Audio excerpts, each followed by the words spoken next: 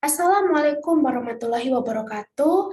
Perkenalkan, nama saya Cindy Tandriono, Stambuk 22030093. Pada kesempatan ini, saya akan menjelaskan mengenai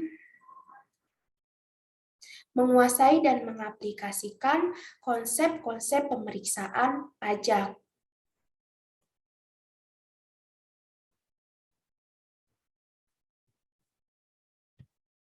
Baik, di sini ada pengertian pemeriksaan pajak. Pemeriksaan pajak adalah serangkaian kegiatan menghimpun serta mengelola data, keterangan, dan bukti yang dilaksanakan secara objektif serta profesional berdasarkan standar pemeriksaan untuk menguji kepatuhan pemenuhan kewajiban perpajakan atau bertujuan untuk melaksanakan ketentuan peraturan perundang-undangan tentang perpajakan.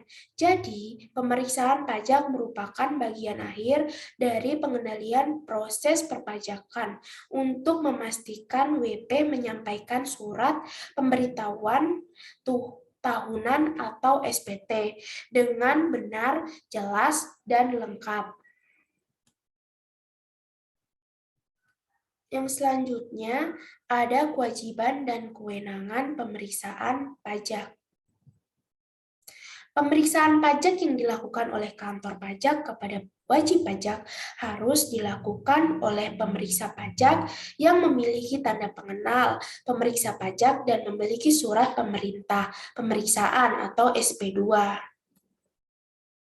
Pemeriksaan pajak adalah pegawai negeri sipil di lingkungan Direktorat Jenderal Pajak atau tenaga ahli yang ditunjuk oleh Direktur Jenderal Pajak yang diberi tugas, wewenang, dan tanggung jawab untuk melaksanakan pemeriksaan pajak.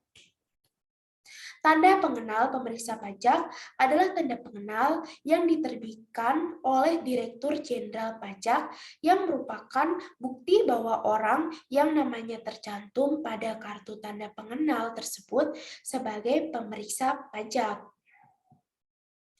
Surat perintah pemeriksaan atau SP2 adalah surat perintah untuk melakukan pemeriksaan pajak dalam rangka menguji kepatuhan pemenuhan kewajiban perpajakan dan atau untuk tujuan lain dalam rangka melaksanakan ketentuan peraturan perundang-undangan perpajakan.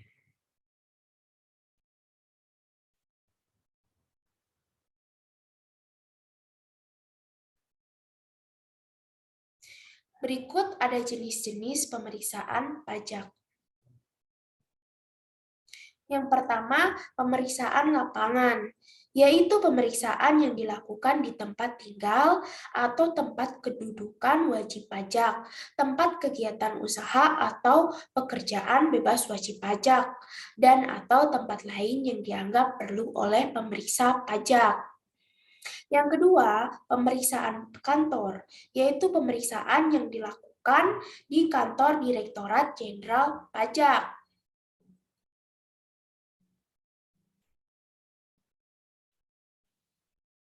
Ada kriteria pemeriksaan untuk menguji kepatuhan pemenuhan kewajiban perpajakan. Yang pertama, wajib pajak yang mengajukan permohonan pengembalian kelebihan pembayaran pajak sebagaimana dimaksud dalam pasal 17B Undang-Undang KUP dilakukan dengan pemeriksaan lapangan atau pemeriksaan kantor. Yang kedua, terdapat keterangan lain berupa data sebagaimana dimaksud dalam pasal 13 huruf A Undang-Undang KUP dilakukan dengan pemeriksaan lapangan atau pemeriksaan kantor. Yang ketiga, wajib pajak menyampaikan surat pemberitahuan yang menyatakan lebih bayar, selain yang mengajukan permohonan pengembalian kelebihan pembayaran pajak atau ditentukan oleh DJP. Yang keempat, wajib pajak yang telah diberikan pengembalian pendahuluan kelebihan pembayaran pajak atau ditentukan oleh DJP. Yang kelima, wajib pajak menyampaikan surat pemberitahuan menyatakan rugi atau ditentukan oleh DJP. Yang keenam, wajib pajak melakukan penggabungan, peleburan, pemekaran, likuidasi, pembubaran, atau akan meninggalkan Indonesia untuk selama-lamanya, atau ditentukan oleh DJP. Yang ketujuh, wajib pajak melakukan perubahan tahun buku atau metode pembukuan, atau karena dilakukan penilaian kembali aktiva tetap, atau ditentukan oleh DJP. Yang ke-8, wajib pajak tidak menyampaikan atau menyampaikan surat pemberitahuan, tetapi melampaui jangka waktu yang telah ditetapkan dalam surat teguran yang terpilih untuk dilakukan pemeriksaan berdasarkan analisis risiko atau dilakukan dengan pemeriksaan lapangan. Yang kesembilan, wajib pajak menyampaikan surat pemberitahuan yang telah terpilih untuk dilakukan pemeriksaan berdasarkan analisis risiko atau dilakukan dengan pemeriksaan lapangan.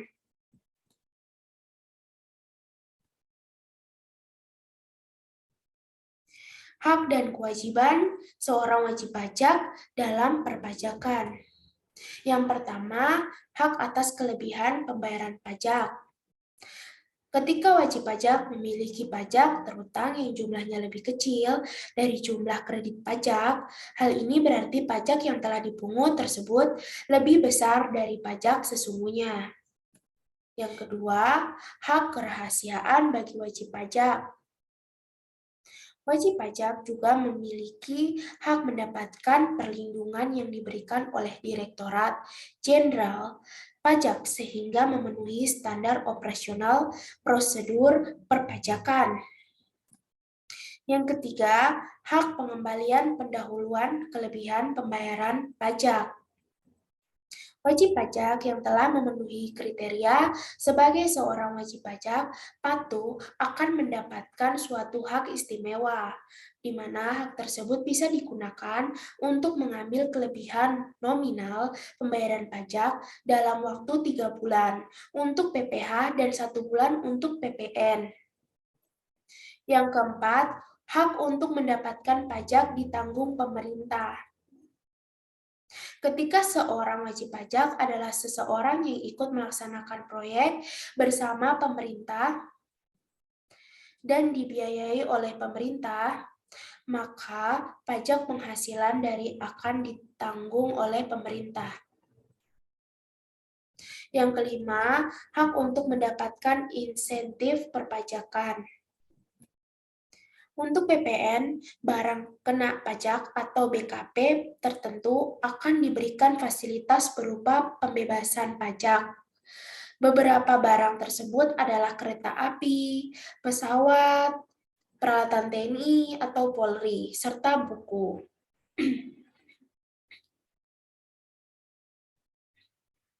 Kewajiban seorang wajib pajak dalam perpajakan. Yang pertama, mendaftarkan diri. Wajib pajak berkewajiban untuk melakukan pendaftaran diri untuk mendaftar ke kantor pelayanan pajak atau KPP atau kantor penyuluhan dan pengamatan potensi perpajakan atau KP4. Yang kedua, kewajiban untuk melapor. Seorang wajib pajak juga memiliki kewajiban untuk melapor, membayar, atau memungut pajak yang terutang. Yang ketiga, kewajiban pemeriksaan. Wajib pajak juga berkewajiban untuk bersikap kooperatif pada saat akan diperiksa, di mana dilakukan dengan menunjukkan atau meminjamkan dokumen pendukung yang diminta oleh pihak tim pemeriksa.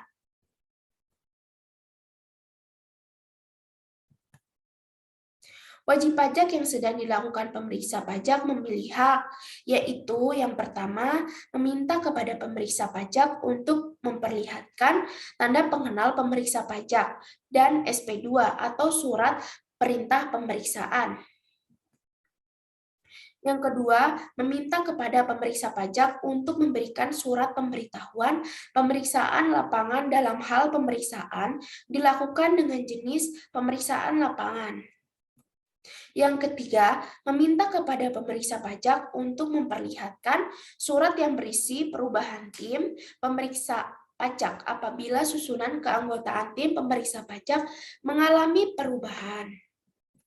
Yang keempat, meminta kepada pemeriksa pajak untuk memberikan penjelasan tentang alasan dan tujuan pemeriksaan.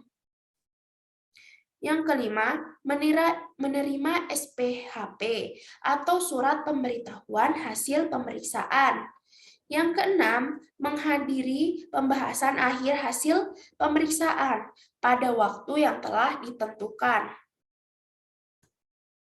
Yang ketujuh, mengajukan permohonan untuk dilakukan pembahasan dengan tim quality asuransi pemeriksaan. Dalam hal hasil terdapat hasil pemeriksaan yang terbatas pada dasar hukum koreksi yang belum disepakati antara pemeriksa pajak dengan wajib pajak pada saat pembahasan akhir hasil pemeriksaan, kecuali untuk pemeriksaan atas keterangan lain berupa data konkret yang dilakukan dengan jenis pemeriksaan kantor. Yang ke-8, memberikan pendapat atau penilaian atas pelaksanaan pemeriksaan oleh pemeriksa pajak melalui pengisian kuesioner pemeriksaan. Mungkin hanya sekian materi yang bisa saya bawakan. Mungkin ada salah pengucapan. Saya memohon maaf yang sebesar-besarnya. Saya ucapkan terima kasih. Wassalamualaikum warahmatullahi wabarakatuh. Sampai jumpa di next video. Bye-bye.